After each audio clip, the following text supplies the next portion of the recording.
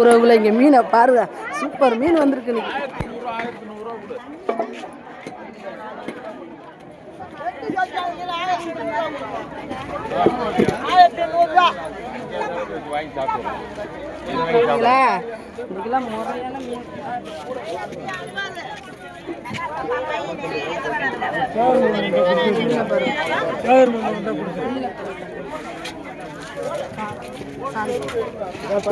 பார்த்தீங்களா மீனை பார்த்தீங்களா? இந்த நண்டை பாருங்க, இந்த நண்டு கிலோ 600 ரூபாயா இங்கே.